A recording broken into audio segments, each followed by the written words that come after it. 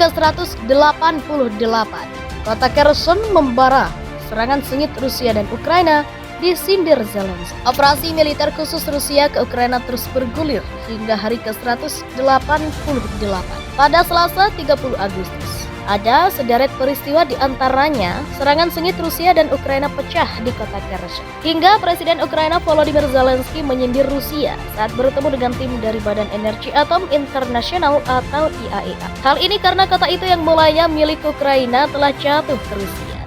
Ukraina yang tidak terima lantas melancarkan serangan balasan ke Rusia.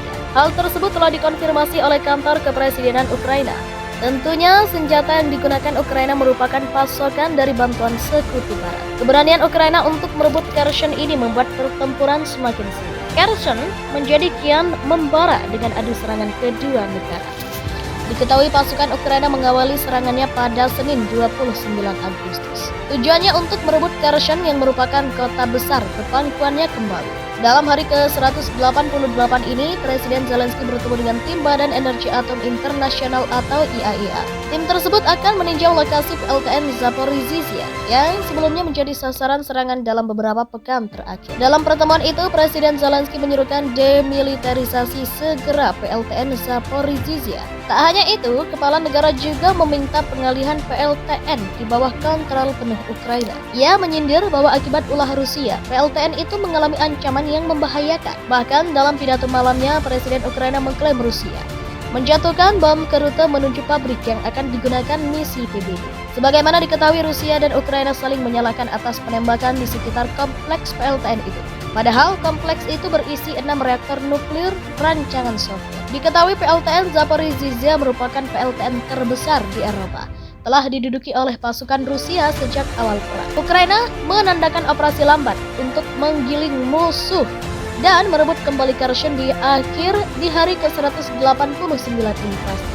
Telah terjadi pertempuran sengit di Kherson. Sementara itu dikabarkan bahwa mantan Presiden Uni Soviet Mikhail Gorbachev meninggal dunia. Serangan balasan di Kherson jadi operasi lambat untuk menghancurkan musuh. Serangan balasan Ukraina untuk merebut kembali Kherson akan menjadi operasi lambat untuk menggiling musuh, kata penasihat senior Presiden Oleksiy Arestovich. Tentu saja banyak yang menginginkan serangan besar-besaran dengan berita tentang penangkapan oleh militer kami dari sebuah pemukiman dalam 1 jam, tulisnya. Tapi kami tidak bertarung seperti itu, dana terbatas. Pertempuran sengit di Kherson, Presiden Ukraina Volodymyr Zelensky mengatakan pertempuran sengit berlanjut di hampir seluruh wilayah. Seorang juru bicara Komando Selatan Ukraina Natalia Humeniuk mengatakan pasukan Ukraina telah berhasil merusak jembatan-jembatan yang menghubungkan Kherson di seberang sungai. Ukraina membuat jembatan-jembatan itu tidak dapat dilalui oleh alat berat. Pemimpin Kherson melarikan diri ke Rusia. Seorang pemimpin Kherson yang diduduki Moskow dilaporkan telah melarikan diri ke Rusia. Ketika ditanya oleh Guardian tentang lokasinya, Kirill Stremosov mengatakan dia saat ini berkeliling kota-kota Rusia, bertemu orang yang berbeda untuk bekerja. Inggris menyambut baik serangan balik Ukraina di Kherson. Kepala Dinas Intelijen Rahasia Inggris sebelumnya, M16, menyambut baik serangan balik Ukraina di Kherson dengan mengatakan itu adalah momen kunci dalam perang. Sir Alex Younger mengatakan kepada BBC bahwa serangan balik dari Kiev menunjukkan dua kekuatan yang berlawanan telah mencapai semacam keseimbangan, yang merupakan situasi yang tak terduga dan terus terang disambut baik. Ukraina menggunakan umpan kayu dari sistem roket canggih AS untuk mengelabui Rusia agar menyia-nyiakan rudalnya.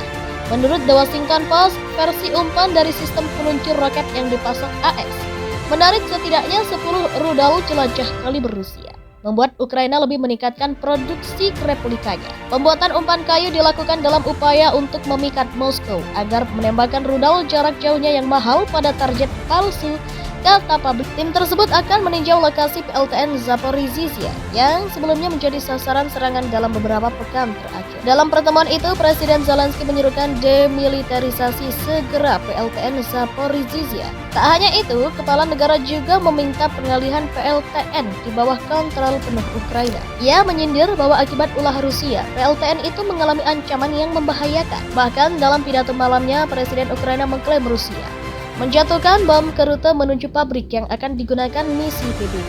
Sebagaimana diketahui, Rusia dan Ukraina saling menyalahkan atas penembakan di sekitar kompleks PLTN itu. Padahal kompleks itu berisi 6 reaktor nuklir rancangan Soviet. Diketahui PLTN Zaporizhzhia merupakan PLTN terbesar di Eropa. Telah diduduki oleh pasukan Rusia sejak awal perang. Ukraina menandakan operasi lambat untuk menggiling musuh dan merebut kembali Kherson di hari ke-189 invasi.